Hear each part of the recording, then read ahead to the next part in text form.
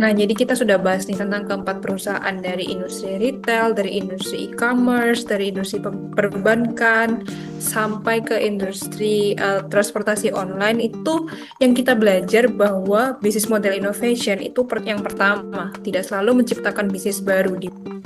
Halo semuanya, selamat datang di podcast pada hari ini yang membahas mengenai digital innovation atau business insight tentang IDX listed companies Indonesia atau perusahaan-perusahaan yang terdaftar dalam BEI. Pada episode kali ini kita akan membahas mengenai bagaimana 4 perusahaan terbuka di Indonesia. Yang pertama Alfamart, yang kedua Bukalapak, BCA, dan juga Bluebird itu melakukan business model innovation untuk menjawab tantangan perubahan pasar maupun digitalisasi dan juga persaingan industri. Pembahasan ini akan kita lihat lebih dari sisi strategi bisnisnya, data keuangannya, tren pasar, sama solusi inovatif yang benar-benar diterapkan oleh keempat perusahaan tersebut. Nah, untuk perusahaan pertama akan saya jelaskan. Yang pertama adalah Alfamart, atau Alfamart ini adalah brand dari PT Sumber Alvaria Trijaya Terbuka, atau yang biasa disingkat sama AMRT. Pertama, masalah bisnisnya itu pada industri retail ada terjadi margin keuntungan yang tipis. Ini masalah yang sering terjadi pada industri retail, dan juga adanya persaingan ketat nih terhadap e-commerce. Lalu yang ketiga juga kadang ada perubahan perilaku yang dimiliki oleh konsumen yang sekarang tuh lebih ke arah belanja secara digital. Nah, inovasi model bisnis yang dilakukan oleh Alfamart itu tidak hanya bertahan sebagai minimarket, tapi mereka juga bertransformasi sebagai retail menggunakan omnichannel, di mana pada toko fisiknya itu juga disertai penggunaan aplikasi yang ada rewardnya, yaitu Alpha Gift. Atau yang kedua juga ada toko sebagai hub logistik aja. Dan yang ketiga adalah layanan tambahan yang dilakukan oleh Alfamart nih, yaitu pembayaran yang lebih digital, remitansi, dan juga digital products. Lalu secara backgroundnya juga, data dan rasio keuangan, gross profit margin di retail Alfamart itu relatif stabil. Berdasarkan data itu di kisaran 20-22%, yang menunjukkan adanya efisiensi dari operasional. Lalu yang kedua, data menunjukkan bahwa return on assets atau ROA itu sekitar 6-7%. Di sini cukup tinggi untuk bisnis retail pada asetnya. Lalu yang ketiga juga ada pendapatan tumbuh, yaitu dengan menambah gerai dan juga digital transaction. Dan secara tren pasar, konsumen Alfamart itu menginginkan belanja yang cepat, dekat, dan fleksibel. Dan juga mungkin tren pasarnya itu lebih ke modern juga, yang mengarah ke perlunya adanya digitalisasi atau menggunakan aplikasi begitu. Nah, yang dilakukan oleh Alfamart itu adalah Alfamart berhasil mengubah toko fisik dari cost center jadi value creator, di mana tidak hanya toko fisik yang menjual barang-barang yang dijual minimarket biasa, tapi mereka juga memberikan reward, yaitu Alpha Gift tersebut. Untuk perusahaan yang kedua akan dilanjutkan sama teman saya, Nova.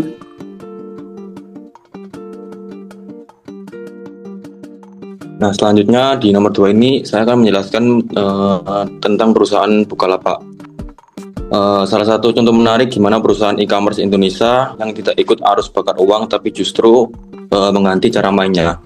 Kalau kita lihat dari sisi masalah bisnisnya, Bukalapak ini sebenarnya kena tekanan cukup berat, yaitu untuk persaingan di e-commerce, B2C itu brutal banget, pemainnya banyak, biaya promosinya tinggi, dan ujung-ujungnya profitabilitas jadi susah dicapai. Banyak platform besar akhirnya terjebak di perang diskon tanpa ujung. Tapi yang menarik, Bukalapak ini tidak memaksakan untuk bertahan di medan perang yang sama. Mereka justru melakukan inovasi model bisnis dengan mengubah segmen pelanggan. Dari yang awalnya fokus ke konsumen akhir, Bukalapak bergeser ke ekosistem UMKM dan warung tradisional.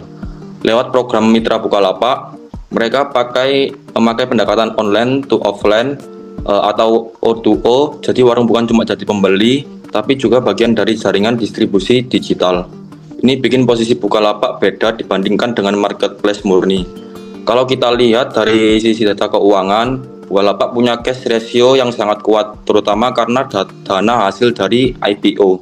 Ini penting banget karena ngasih mereka daya tahan jangka panjang tanpa harus panik cari pendanaan baru. Selain itu, Gross marginnya sendiri dari bisnis O2O ini cenderung lebih stabil dibandingkan marketplace konvensional. Dan beban promosi juga menurun karena fokusnya ke loyalitas mitra bukan sekedar traffic. Dari tren pasar, langkah ini cukup relevan. Digitalisasi UMKM di Indonesia terus menaik dan di sisi lain warung tradisional masih menguasai lebih dari 70% distribusi retail. Jadi Bukalapak sebenarnya bermain di pasar yang besar tapi sering diremehkan. Kalau kita bikin proyeksi yang sederhana, selama jumlah mitra aktif terus bertumbuh dan nilai transaksi per mitra meningkat, Bukalapak punya peluang buat mencapai break even lebih cepat dibandingkan dengan model e-commerce yang masih bergantung pada promosi besar-besaran. Selanjutnya akan dijelaskan teman saya, Adit. Oke, kalau kita bicara tentang perbankan hari ini, satu hal yang tidak bisa dihindari adalah perubahan besar dalam cara nasabah berinteraksi dengan baik dengan bank. Dulu datang ke kantor cabang adalah hal yang biasa. Sekarang mayoritas kan transaksi cukup dilakukan lewat ponsel. Ya, disinilah Bank BCA atau Bank Sentral Asia menjadi contoh yang menarik. Perbankan konvensional menghadapi tekanan besar dari vintage digital bank dan ekspektasi nasabah yang semakin ingin serba cepat, praktis, dan tanpa ribet. Tapi alih-alih defensif, BCA justru memilih beradaptasi dengan agresif. BCA tidak melihat digitalisasi hanya sebagai pemindahan layanan ke aplikasi. Mereka membangun layanan digital ekosistem banking, yaitu lewat BCA Mobile, My BCA, hingga Blue by BCA Digital, dan BCA hadir di hampir seluruh aktivitas keuangan nasabah, dari transfer, pembayaran, belanja online, sampai kebutuhan UMKM dan retail.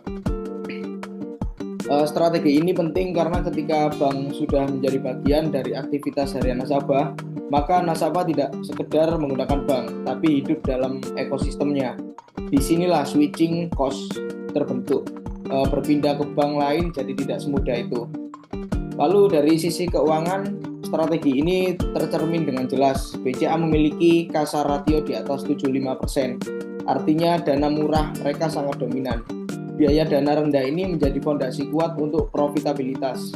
Tak heran jika ROE BCA konsisten di kisaran 20%. Angka yang menunjukkan efisiensi dan kualitas bisnis yang sangat tinggi.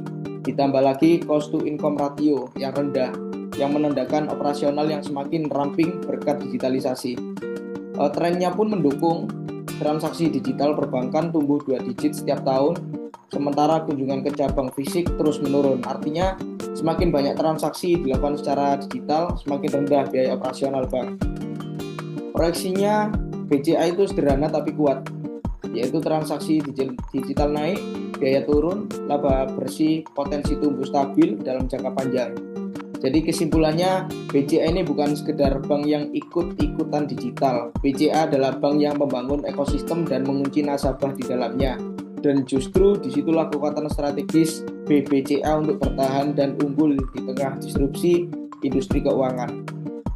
Next dilanjutkan oleh teman saya Noval.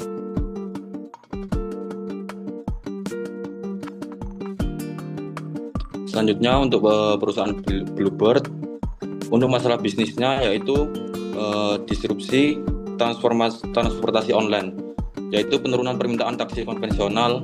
Nah, untuk inovasi model bisnisnya sendiri, Bluebird bertransformasi menjadi Mobility as a Service atau bisa disingkat MaaS, yaitu taksi plus rental, shuttle, dan juga logistik, integrasi digital dan kemitraan platform. Untuk data dan rasio keuangannya, yang pertama yaitu revenue grow kembali positif pasca transformasi, net profit margin meningkat seiring efisiensi armada, beban operasional jadi lebih terkendali lewat data dan juga teknologi. Untuk tren pasarnya sendiri, konsumen memilih keamanan, keandalan, dan juga fleksibilitasnya. Bukan sekedar murah, tetapi value based mobility itu yang diutamakan. Untuk proyeksi sederhananya, diversifikasi layanan membuat pendapatan Bluebird lebih stabil dan tidak bergantung pada suatu segmen. Jadi untuk kesimpulan strategisnya, Bluebird membuktikan bahwa perusahaan lama bisa bertahan dengan menggunakan inovasi model bisnis, bukan dengan menggunakan perang harga. Nah, jadi kita sudah bahas nih tentang keempat perusahaan, dari industri retail, dari industri e-commerce, dari industri perbankan, sampai ke industri transportasi online itu yang kita belajar bahwa bisnis model innovation itu yang pertama tidak selalu menciptakan bisnis baru, di mana kalau misalkan menghadapi adanya permasalahan, mungkin kita bisa mencontoh ke perusahaan-perusahaan ini untuk lebih kreatif dalam merubah bisnis model. Dan yang kedua, seringkali mengubah cara itu juga dapat menciptakan dan memberikan value lebih dibandingkan membuat sesuatu yang baru dan yang seperti rebranding begitu. Lalu yang ketiga yang bisa kita dapatkan juga dengan adanya dukungan analisa yang tepat seperti data keuangan, tren pasar, dan eksekusi nyata, itu juga bisa memperkuat untuk membuat sebuah bisnis model innovation. Jadi kesimpulannya adalah inovasi itu bukan sekedar ide, tapi strategi yang bisa diukur dan juga dijalankan. Setuju teman-teman? Setuju. Setuju. Oke, baik. Sekian untuk episode kita pada podcast pada kali ini. Saya ingin mohon maaf apabila ada salah kata dan terima kasih untuk perhatiannya. Sampai jumpa di episode selanjutnya. Sampai jumpa. Makasih. Terima kasih.